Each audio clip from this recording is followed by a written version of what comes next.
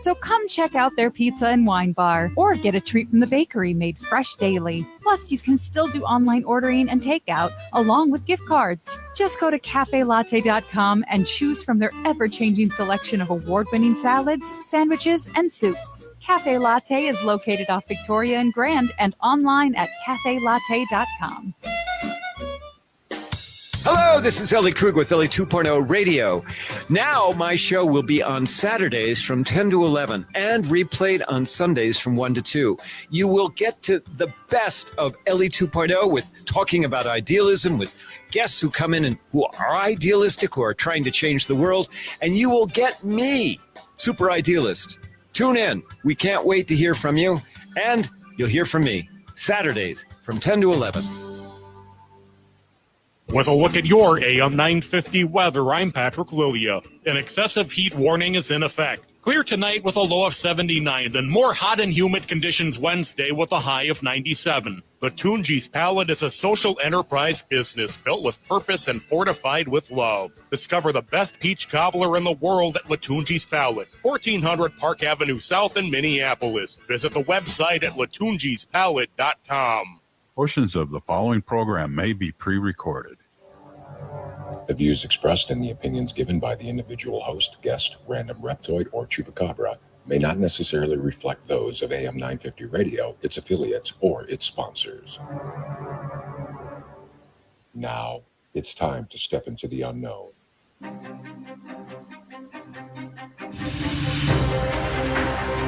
There are things people experience but never talk about. A shadow moving in the corner, flickering of the lights, a disembodied voice. We invite you to talk with us. Share your story, share your experience, because this isn't just your story, this is our story. This is Ghostbox Radio with Greg Bakken. And this is Ghostbox Radio on AM 950, where every night we talk about the paranormal, ufology, Bigfoot, and so much more. My name is Greg Bakken, and thank you very much for joining me tonight. First off, I just wanted to say, wow, what a weekend. You know, you've been hearing me talk about this literally for months. The Anderson House event with Dave Schrader in Wabasha, Minnesota. That was just this past weekend. And wow, what an event. All my expectations were blown away. I'm going to be very honest there. And before we get to our guest tonight, I just have to say, first of all, thank you to my co-conspirator, Char Savoy, as we put this event together. Also want to thank Kyle and Austin and Tree, and yes, that is her name, and John for all the work they did when we keeping the event going really well. Also, Becky, thank you so very much for running the hotel, and your staff.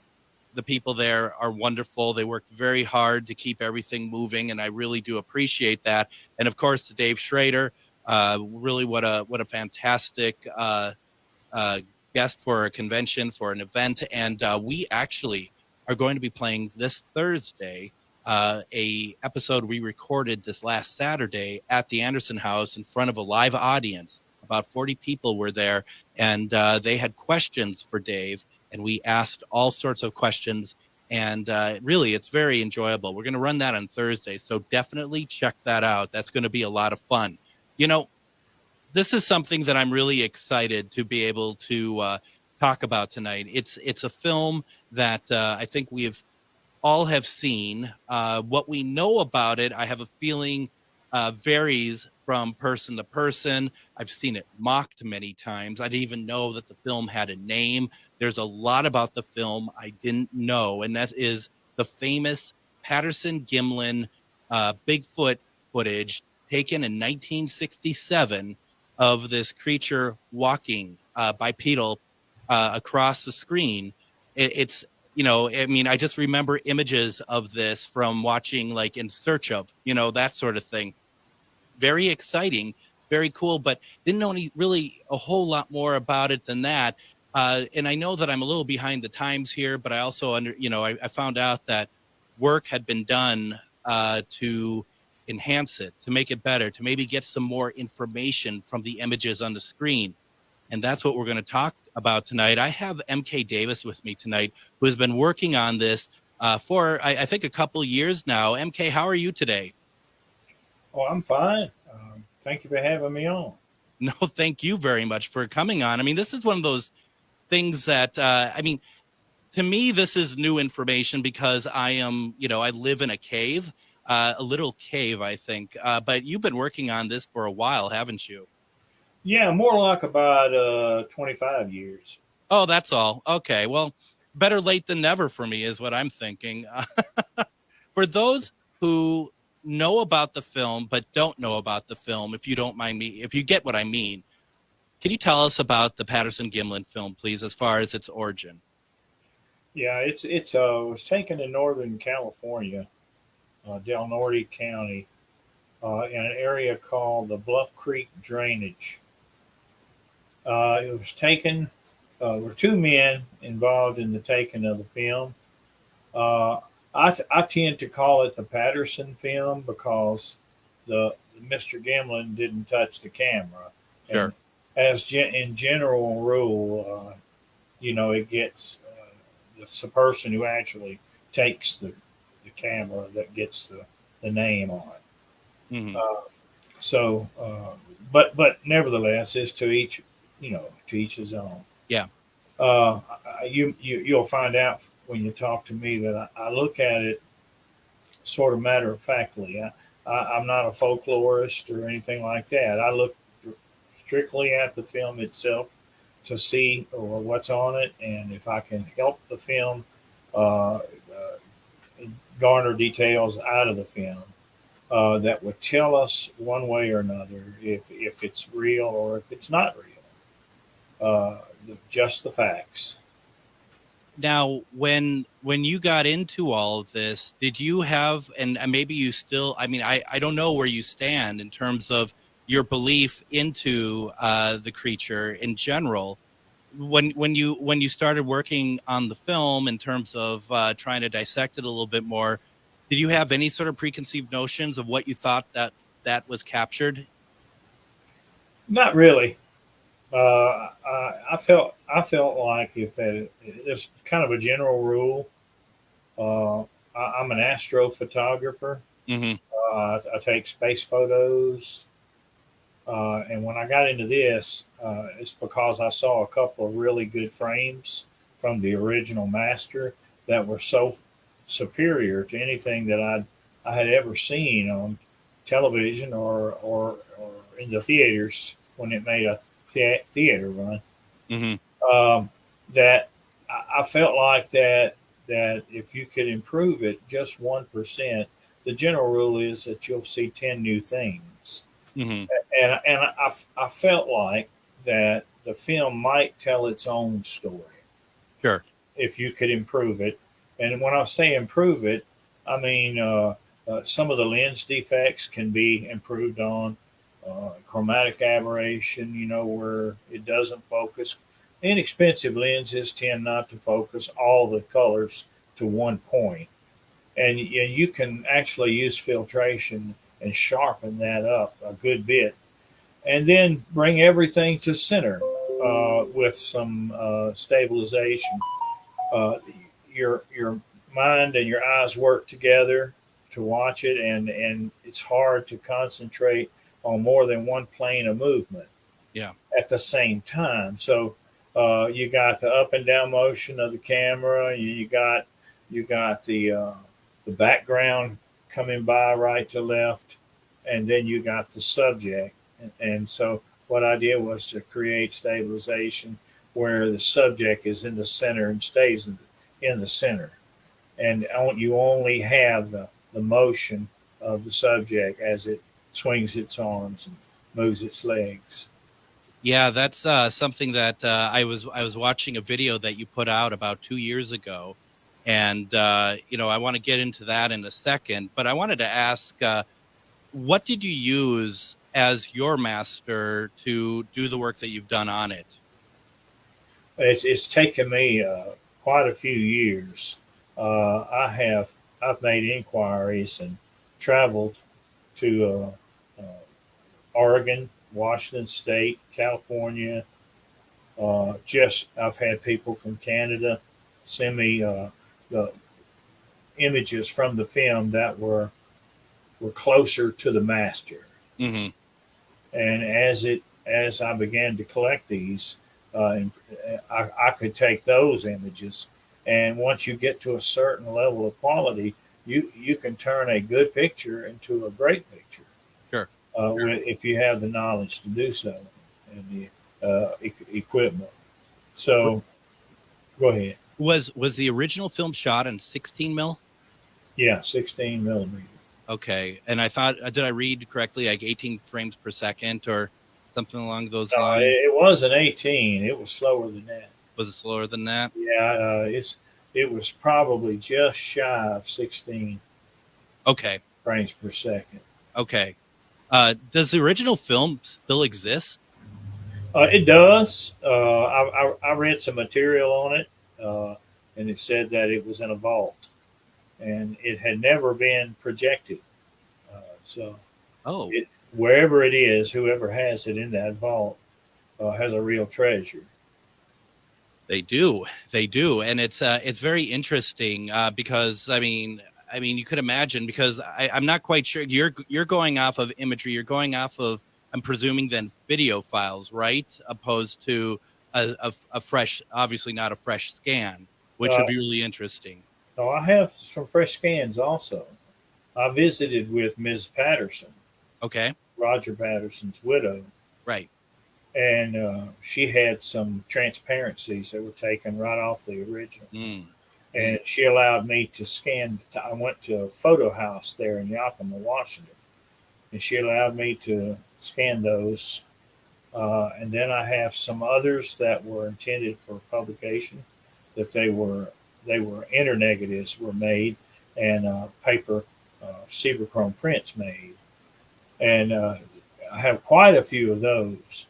And then I have a copy of the. I worked with a copy of the film for a couple of years, and then another copy was photographed through a microscope, and that was sent to me to work with, and I was able. They all have something to offer, you know. Sure.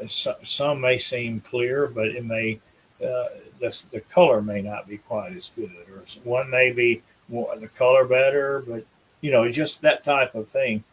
Some of them maybe the sandbar shows up better, and maybe not so much in another.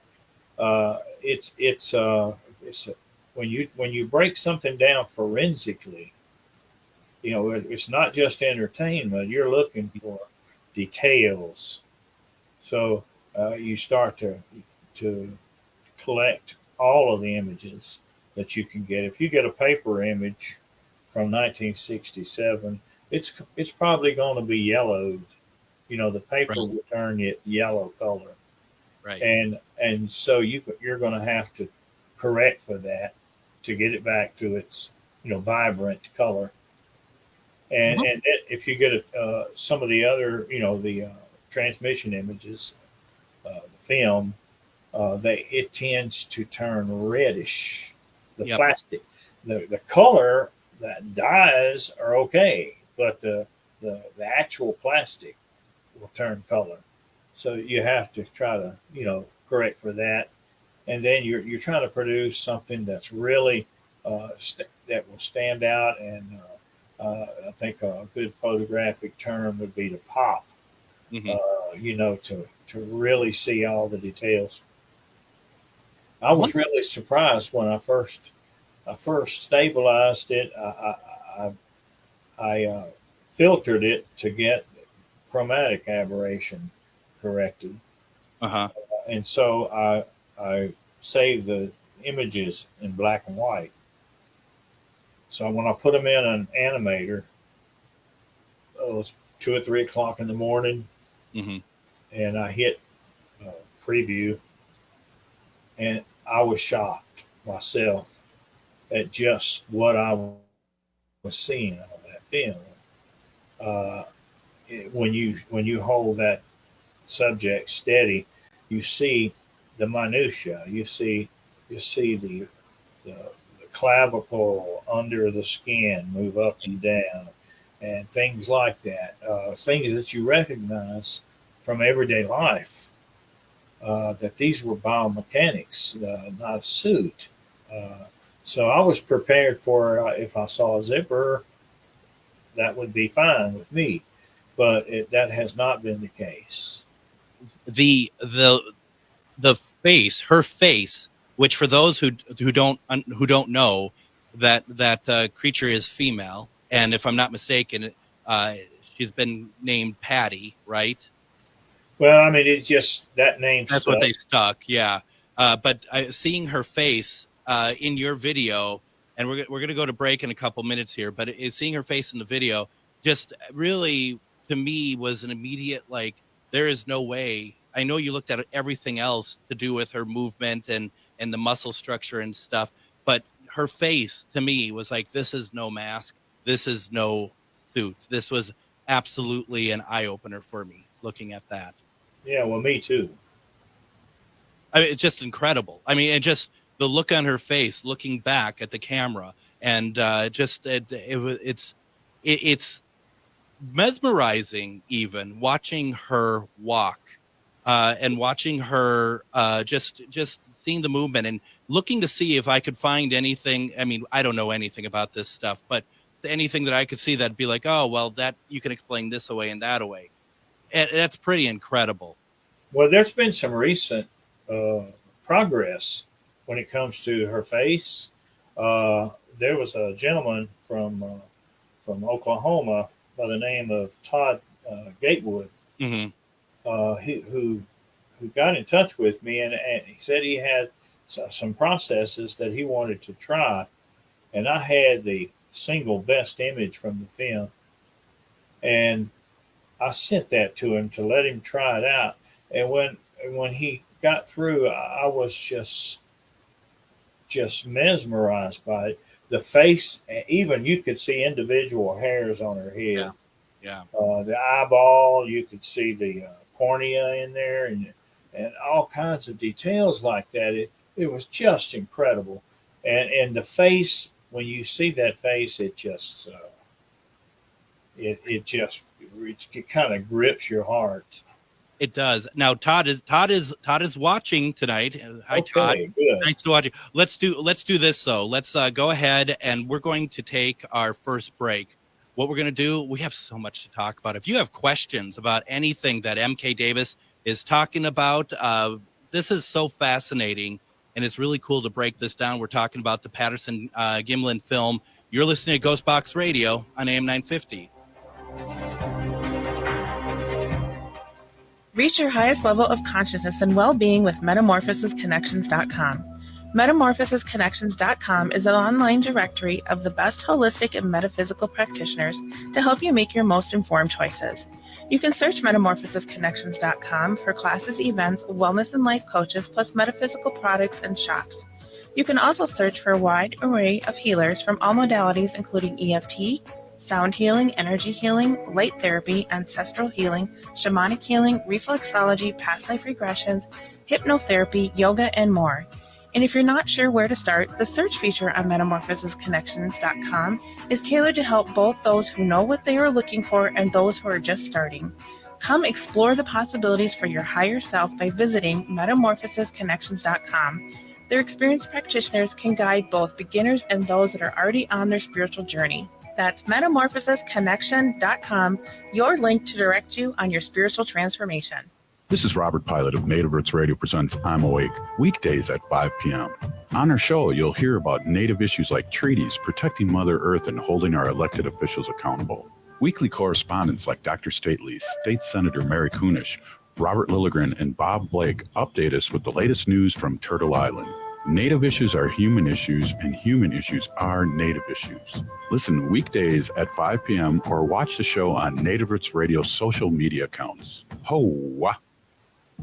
Hi, everyone. Listen to my show, The Matt McNeil Show, weekday afternoons at 3 p.m. on AM 950, the progressive voice of Minnesota. Every day we talk about politics, celebrating the Democrats taking control of Minnesota. But we also talk about a lot of other things, too. Parenting, sports, the arts, music. If it affects you in Minnesota, we'll talk about it. Plus, we have a lot of regular guests giving you national and local insight on the issues affecting you. Weekday afternoons, it's The Matt McNeil Show, 3 to 5 p.m. on AM 950, the progressive voice of Minnesota. I'm Candy Broppel. I'm Elizabeth Sullivan. And I'm Kelly Wagner. Energize yourself with AM 950's Sunday Shine Radio from 10 a.m. to 1 p.m. Sunday Shine Radio radiates wellness, consciousness, and curiosity. Join me, Candy Broppel, for Green Tea Conversations at 10 a.m. Exploring Sovereignty with Elizabeth at 11 a.m. And the Being Curious Show at noon. Our lineup focuses on igniting your own self-discovery and personal wellness. Tune in every Sunday for Sunday Shine Radio from 10 a.m. to 1 p.m. And let us guide you on an inspirational journey each week. As I said in the last segment, that I was watching MK Davis's video about this wonderful film and the work that he's been doing on it. Then I went down a rabbit hole and I started watching, before I left my home to come here, I started watching other videos about sightings and what some of these sightings are, and some of them not, very, very obviously not real. And then, of course, some of them, they're scaring the you-know-what out of me. And I have to still get in my car, which is in my home is in a wooded area. Then I'm coming out here, which is in a wooded area. And I'm just like, no, this is faint of heart. I'm just already like, this is already too much. It was, it doesn't take much, MK Davis. I don't know. We have MK Davis with us, and he's been doing a lot of work on the Patterson Gimlin film. The famous Bigfoot film that was shot in 1967. Also, like we said last segment, you had mentioned that Todd Gatewood was helping you, came to some conclusions. He's actually, at least he was, hopefully still is, listening as well. And Todd, if you want to come on the program at some point down the line, I'd be more than happy to have you on. MK, I have a more of a comment, I guess, really, from Ernie Pack. He says, there's just a brief image of the bottom of the creature's foot. That's what I wished I could see more clearly. It would be very difficult to mimic that with a suit or a costume. And it's funny because that caught my attention today, too, when I was watching a few of these YouTube uploads of that film. Well, let me see what I can find on that. I have lots of material. If I could get one that's got a very clear image of the foot bottom. I actually have a cast right here. Let's see here. For those of you who are just listening on the radio and you're very interested in this, I bet you wish you were watching the live stream video of this right now, because MK is holding up a cast from that film. That's the foot right there. You can see we back up a little bit. That's incredible. It's very, very flat-footed. Like me, I'm very flat-footed. Mm-hmm. But it's a pretty good sized foot. They get bigger, but this is Mrs. Bigfoot. You move up to Mr. Bigfoot, it'll be a good bit bigger. How long after the film was shot did they take that cast? This was taken that very day. Wow. Well, no, I take that back. It could have been taken. Patterson took a couple, but later on, Robert Titmus went back in there and took some more. I think this is one that Patterson took because he chose the very best looking ones, mm-hmm. not necessarily the most valuable scientifically. The ones with the flexion, at the bottom of the foot, bending and moving, even though they weren't as aesthetic, they were still they didn't look as good as this one. So so they picked those up later. Some other people that came in there and did that. So, it's absolutely incredible. And the film or the video that I saw that you had put out about 2 years ago, what I thought was really interesting is that you had focused on that she had something that was, I don't know, attached or whatever to her left side, and it's bigger than her hand, but at least at the time of the video, no, you can't really tell what it is, but there is something there. Yeah, I found it in four places in the film. It's in one place where it comes back far enough, you can see that it's not being held by the left hand, it's being steadied by the left hand. It's suspended on a lanyard around her neck. Sure. And you can see that in several of the Chrome prints. They're pretty good quality. You can see it.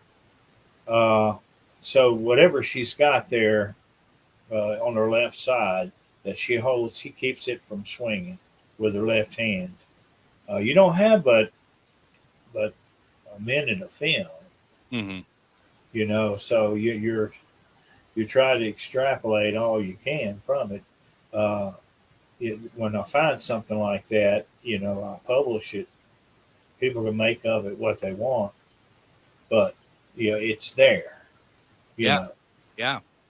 It follows along with her, and it's conjecture to try to figure out what it is, I guess, in a sense. But you got to wonder, is it some kind of satchel or something, and is that like a look at the inner workings of their society in some ways? If she's out with something, and perhaps that she needs something to put other things in or something. I don't know. Well, in days of yore, they had what they call a parfletch. And it's just basically it's kind of a pouch. It could be a pouch. It could be just something you fold. You put your things in it and you fold it and tie it up. Or it could be a satchel, like you said. Yeah. Still a parfletch. It's for your things, which whatever she had was fairly heavy because the way it swung, on the left side in relation to her steps. And she was constantly having to correct it and hold it. She was trying to keep it on the opposite side of her body.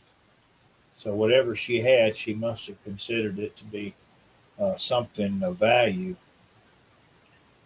It's so interesting. What was the what was the reaction to the film when it was seen by the public in 1967? Well, they showed it they were primarily interested in scientists watching it. Yeah. Scientists weren't too impressed because they weren't watching what we have today to watch. They weren't watching the stabilized form, made from the very best images. They were watching a copy of a copy of a copy that was in shaky and grainy and dark. When you copy a positive film, you copy positive to positive, you end up increases in contrast. It's boosted, and so all your brights get brighter and all your darks get darker. And by that time, they had pretty much just showing a silhouette. Okay. Couldn't really tell much, and I'm trying to be fair to the scientists because these men are saying, well, we want you to watch this film and we want you to believe it. But it was just a silhouette. You can look behind me, and that's what was on the master. See on the wall behind me? Yep. Yeah, that's a long ways from a silhouette. So that I said at the beginning of my inquiry, I said that that there has to be a better version of the film because you can't get a good frame from a bad film. And all I'd ever seen was the shaky, grainy, dark. So when these there's a couple of frames that they essentially leaked out when the internet first became prevalent. Mm-hmm. And let me tell you what, the internet has been the receiver of a lot of leaked images since, not just from the Patterson film, but from a lot of different things. Mm-hmm. So when I saw it, I knew it had been treated the way you would treat an astrophoto if you were trying to get contrast out of it. So that's what intrigued me, was that someone was working on this really great frame to try to make it better. And so I began my inquiry, and so it ends up with stuff like you see back there on the wall. It's just one of the fantastic images, and I have Todd Gatewood's image. Can I call that one up here? Yeah, please do. Hold on. And if you're just joining us, we have on MK Davis, who has been spending a great deal of time trying to get more clarity out of the Patterson-Gimlin film, which is, of course, the amazing Bigfoot film from 1967. And you all know the one we're talking about, the one that the Bigfoot creature, she is walking just in the open, basically, and kind of looks back at the camera. It's incredible, and seeing the work that has been done on it is one of those things that just kind of, to me, kind of like the Zapruder film for JFK. Love to be able to get the best quality, to get a better look at what was happening there. And MK, the stuff that I saw in those videos were really, really incredible. Okay, I'm going to just hit my share button, and I think you have to do something over there on your end, don't you? Well, I don't know what, but we'll take a look. Let's see here. Settings. Welcome to learning how to use StreamYard Live on the air. Let's see. Blah, blah, blah. I am not seeing what I need to do, because you should be able to go into present and I think share, quite honestly. Yeah, I've got all that done. My screen says entire screen is sitting here in front of me. It says share. Yeah, I hit the button. But you've got to okay it. Yeah, I don't see it anywhere. I don't see where I even need to do that, to be very honest. Let's see here. Yeah, this is good times right here. Let's see if I can share screen, slides, video. You should be down here on the menu down there. Yeah, on the menu I have present, and then like share screen. That's for my own sharing of the screen, which I am unable. That I don't have anything to share. I'm looking in settings. Let's see if we can find in general here.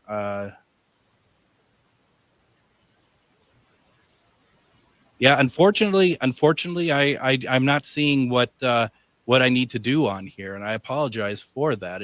That's okay. Maybe I can send you something through the messenger, and sure. then you can put it up. Sure, I can. I have the same picture, but I have it with a watermark on it. So let me find that one. All right. So what we're doing, I mean, and that's the fun thing about this, folks, is that we're able to take a look at some of these amazing imageries. And once again, for those of you who are listening on the radio, this is where you'll want to go to Ghostbox Radio with Greg Bakken on Facebook. If you're not able to do it while we're doing it live, go back and rewatch, and you'll see some of this imagery that we are going to be showing here in a second. It's really, really, very cool stuff, I have to admit.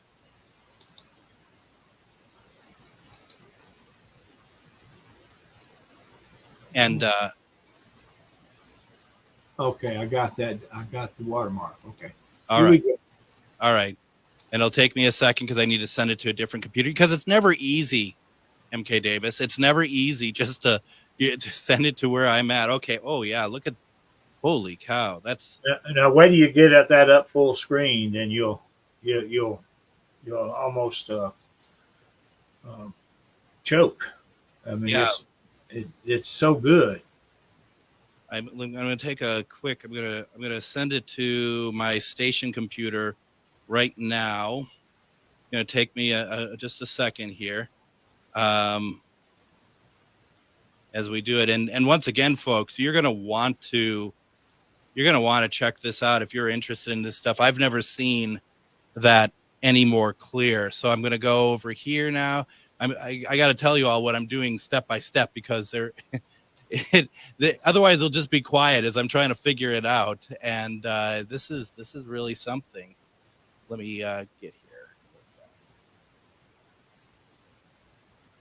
And of course, every station computer is very slow. I have never seen anything like this before. I'm going to be very honest.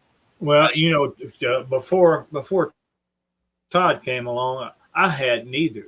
I was so amazed at, and I what I did was to superimpose it over the image that I sent him to make sure nothing was added to or taken away, and it absolutely wasn't.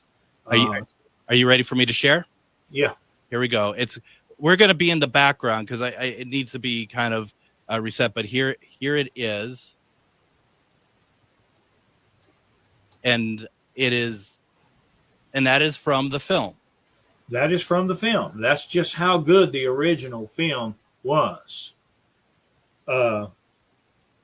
It was, when you have a good photo, you can turn it into a great photo with his process. But you cannot take a bad photo and do this. No. So you have to get something to work with that's good already. That is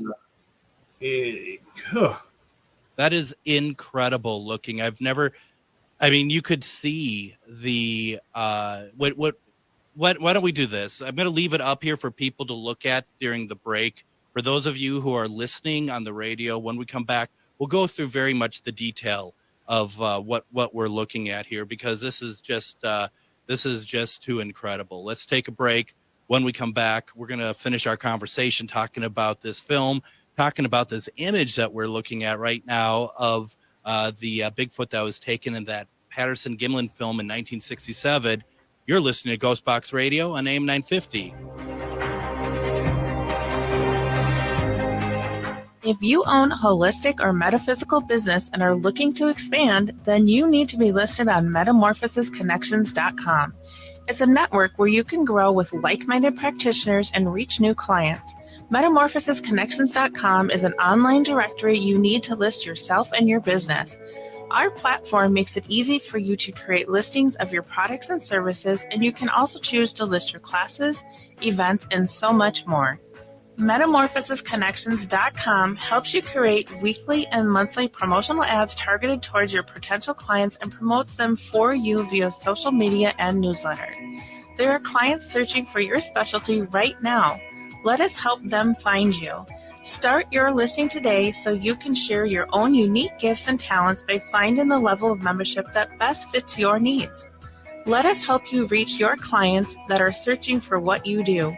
Visit metamorphosisconnections.com and sign up today. Hey, it's Patrick for Zero Res, my cleaning heroes. Did you know as many as 1 in 5 Americans suffer from allergies caused by particles found in the air in your home? If you or anyone in your family suffers from allergies or asthma, or you just want cleaner, healthier air, Zero Res can help with their air duct and dryer vent cleaning service. The Zero Res 12-step professional source removal process guarantees your home will be cleaned to the highest standards. Not only will an air duct cleaning help this allergy season, but you will enjoy less dust, lower energy bills, and your home will stay cleaner longer. It's back to school time, so there's no better time for a fresh start than right now, and that's why Zero Res is taking $100 off air duct cleaning services through the rest of August. Call 9520-RES or go to zeroresminnesota.com right now and ask for the AM 950 special. Spell it backward or forwards, it's the same. Zero Res. With a look at your AM 950 weather, I'm Patrick Lilia. An excessive heat warning is in effect. Clear tonight with a low of 79, then more hot and humid conditions Wednesday with a high of 97. Latunji's Palette is a social enterprise business built with purpose and fortified with love. Discover the best peach cobbler in the world at Latunji's Palette, 1400 Park Avenue South in Minneapolis. Visit the website at latunjispalette.com. And join us tomorrow on Ghostbox Radio with Greg Bakken. We're going to have on author Joseph Stewart as we look at his book, Demons, A Secular Look. That's going to be a great conversation. As I mentioned at the top of the program, Thursday, we're going to have question time with Dave Schrader. It's going to be a special episode that we had recorded this last Saturday at the Wabasha event at the Anderson House. It was quite the fun time. It's quite a fun episode. So even though it's not a live show that night, it's never been played before publicly, and I think you're going to enjoy it. And then Friday is Casual Friday, but we have special guest, Patty Vasquez. She does a show right after mine, Driving It Home with Patty Vasquez. It's really exciting to have her on. She's a great person, and we're going to find out if anything paranormal has happened to her. So that is something to look forward to. But boy, we were having a fantastic conversation with MK Davis. We've been talking about this Patterson-Gimlin film. And this image that MK has sent to me that was actually provided to you by Todd Gatewood, this is really something else. And the more I was looking at it, MK, is that the facial structure, the nose and the eyes in particular, those are incredible. Well, they match pretty well to what eyewitness accounts from people who have seen them up close in daylight. Yeah. Have said. And one of them, there was a lady who she was camping, and she had just gotten into camp and had to use the restroom, and she stepped out away and got into this little opening there, and it had a lot of ferns and stuff, and she was relieving herself, and she heard something. And she looked across the little clearing, and this Bigfoot was walking straight toward her. And she stood up, snapped her pants, and the Bigfoot walked within 15 feet of her. Mm-hmm. She said it never turned its head toward her. It just cut its eyes at her. And she says that the most outstanding thing about it was it was the eyes were just fabulously beautiful. They had long eyelashes, and the color was so pretty. But it was an older Sasquatch, and it had a wound on its shoulder that was infected. Oh, and it was, you could tell by its breast that it was old. But the eyes were the most outstanding thing about it. I think you'll agree that this one right here has some outstanding eyes. Look at the length of the eyelashes. Totally. And there's so much life in those eyes. It's incredible. Yeah, right. It is. I agree. It's worlds collided on that day. Yeah. Her world and their world and our world all intersected. Do you have any possible thought or theory how long they live for? A lifespan? I really don't know. I really don't. It's it would require being able to follow one for its life, to see. I know that their physique is such. It's very different from us. As when I say us, I mean modern man. Yeah. It is so massive and dense that what I've been able to determine that a cubic inch of Sasquatch flesh would weigh about double what a cubic inch of our flesh would weigh. Makes sense. And it has all the appropriate organs and things to support that kind of fibrous muscle. That would mean the heart and the lungs and vascular system. And the reason why I ask is because I just wonder, and obviously I know you can't answer. It's more of just a question out loud. Is wonder if she's still alive. Well, I personally was not around back then, and I don't live in that area, but I have some testimony that seems to indicate that she perhaps is not. Oh. So I'll just leave it at that. Sure. But it would require a lot of explanation. But for that day, for that moment, the life that's in her, you can see it. You can see it in her face. When someone's eyes, you can almost read them. I mean, to me, it just looks like a mother. Yeah, I agree. I agree with that. Now, am I correct in understanding that the reason why Patterson did not follow her any further was that he was afraid that there were more waiting for him down the path that she was walking? Well, he wasn't just afraid of it. He knew it. He knew it. Yeah. There had been a party of 7 of them that had been together up on top of the mountain up there and had been split up. And Patty, the one they call Patty here, and I guess her husband and a small one came down that way to the drain, to the Bluff Creek itself. And by the time that you see the film here, you don't see the other 2. So he knew that they were there. He just didn't know where. Getting Mr. Bigfoot mad at you probably wouldn't be too smart. Well, and it makes me wonder if, and I mean, this is me watching too many like thug films and stuff. It's like they had her walk over there as sort of like to draw them, Patterson and Gimlin, over there so that they could, either scare them off or whatever else. I don't know. If she was used almost as bait. That's a good way of looking at it. I assume that she's got a good bit of smarts to her. Yeah. Now, as far as the entire story as how it could be put together, that there began 7, they split up, and then they ended up with just getting her on film. Now, whether it was her Mr. Bigfoot or maybe one of the other 7 that he was afraid of, I don't know. Yeah. Wow. It's incredible. I mean, and just the fact that by the time that film was taken, they had already been seeing them quite a bit in, like you said, swinging in the trees and whatever else, that they were not shy that day, were they?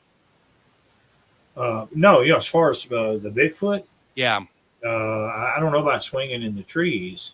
Where did I hear that? I thought you said that earlier. I apologize. Yeah. Well, I'm gonna tell you, she's pushing 1,000 pounds. Yeah. It would be very many trees that could handle that weight. Yeah, a small one. A child probably could go up a tree. Yeah.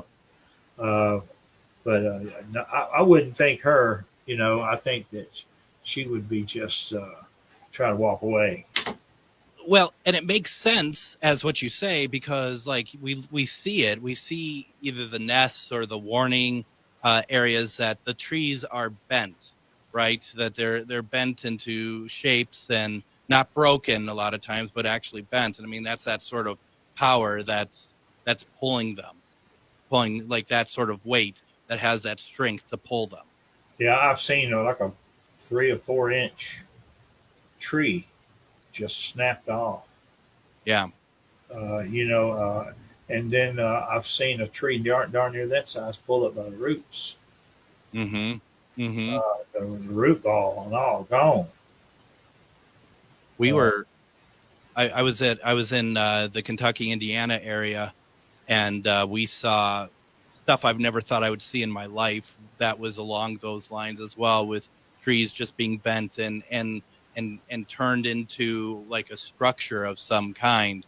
I've never seen anything like it before, and it just defies explanation in a lot of ways. Well, when it comes to the Patterson film, you're looking at a very complicated scenario, and the story itself, leaves a lot to be desired. If you look into the nuts and bolts of the story, the storyline that they tell to explain the film is very inadequate. Okay. So something else occurred there besides what they said. And so I know a good bit about it, but you just don't have time to get into it. In 1 hour. You just have to kind of. It would take it's voluminous, but that's kind of the way it is. Well, it sounds like a book that needs to be written, doesn't it? Well, probably so. It's not easy to call the film's maker, a storyteller. Yeah. But I'm satisfied the film is real, but I'm just as satisfied that their story is not. It's not real. It's not authentic. Something else occurred. I know that they were down there past November. Okay. So they had made themselves a makeshift corral and had fresh hay in it, and that was in November. It's they took the film on a Friday and showed it on a Sunday. And this film was of a peculiar stock. It only had 2 places in the United States that would develop it. Had 2-week turnaround time. Oh, you see what I mean? Absolutely. It was just it's just they're not telling the whole story.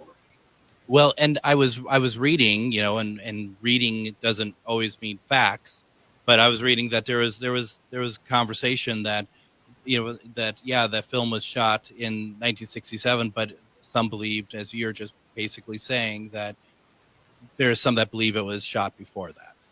Yeah, but me being an astrophotographer, I look at the things like the shadows, and at that latitude, October the 20th, you can't have a shadow right under you. That's summertime stuff. Yeah. And once it gets into October, the sun never gets high enough for that. So that tells you right there that it wasn't October. But some people say, well, it don't matter, but I think it matters. I think all the facts matter. Well, it's an important film. It is, and you get to the point of like if you can't believe when they say it's shot, then what else is not factual? And I guess the only saving grace to that is like the work that you and Todd are doing and others that are. I agree with that. Yeah. And we have about a minute and a half left here. Do you have a theory why that they weren't upright with the timing of when the film was shot? Well, I won't get into the nuts and bolts of it because I don't have enough time, but I will say that something occurred during that time that they did not want the general public. It was not intended for the general public.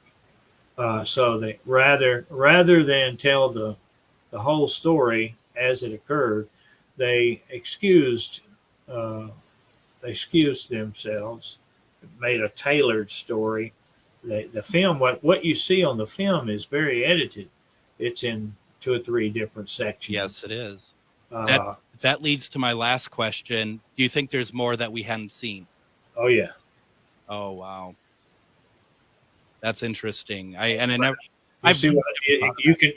can really get into some things when this is a complex film. It's not somebody standing there and taking a film of their Aunt Martha or something. Yeah. It really is complex, but it can be explained. It takes time. And it's one of those things that if you're just a layperson like myself and you're just watching it at face value, you may miss the fact that you're jumping around quite a bit, actually. Yeah. It's cut off. She starts out one direction. Suddenly she's upstream, walking upstream, out in the open, and then again, it jumps again. So it's anytime that you have a skip in the action like that, it's either done with the camera off and on, or it's either done with in the editing room. It's editing either way. Absolutely. MK Davis, we're out of time. Thank you so very much. Hopefully we can catch up at some point and talk more about this if that works for you. Sure, I would be happy to. That is fantastic. Everyone, thank you very much for joining me today. What a fascinating conversation. We're back tomorrow talking about demons. Have a good night, everybody. Your Need to Know News headquarters, the Tom Hartman Program, AM 950, KTNF, St. Louis Park, Minneapolis, St. Paul,